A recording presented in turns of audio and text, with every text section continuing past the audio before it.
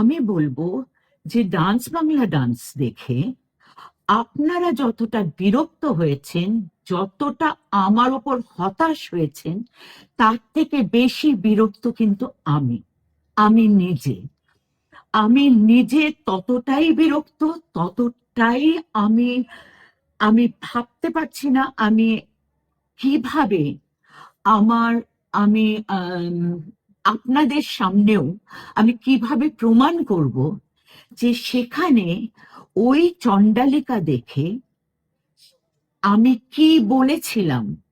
সেখানে সবাই ছিলেন, সবার সামনে আমি কি বলেছিলাম যে এটা আমার একেবারেই পছন্দ হচ্ছে না এবং এটা ঠিক নয়।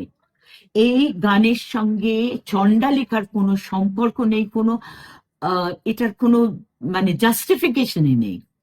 এই কথাগুলো আমি বলেছিলাম এবং ওখানে যারা ছিলেন তাদেরও অনেকে আমার সঙ্গে সহমত হয়েছিলেন, তারাও এগ্রি করেছিলেন এবং আমরা আমরা অনেকেই সেটা নিয়ে বলেছিলাম এবং আমি প্রথম বলেছিলাম।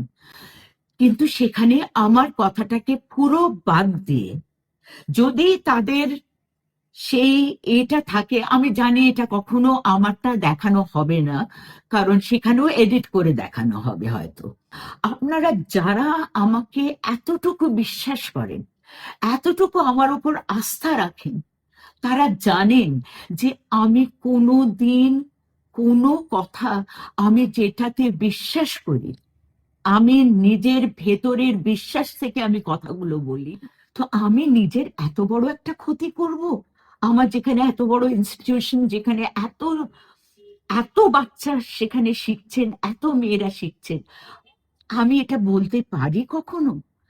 সুতরাং আমি শুধু আমি জানি এখন মানুষের উপর বিশ্বাসটা আমরা সবাই, আমাদের বিশ্বাস জিনিসটাই আমাদের হারিয়ে যাচ্ছে। কেউ কাউকে আমরা বিশ্বাস করতে পারি না। তবে আমি এতটুকু বলবো যে যারা অন্তত আমাকে চেনেন বা এতটুকু বিশ্বাস করেন, তারা আমার কথাটা প্লিজ শুনবেন। আমি যেটা জানি যে আমি বলিনি বা আমি যেটাকে ঠিক মনে করি না, সেটাকে আমি কখনো আমি সেটাকে সাপোর্ট করি না। এটা যারা আমাকে ভালো করে জানেন, যারা আমার কাছ থেকে জানেন, তারা সবাই এটা জানেন।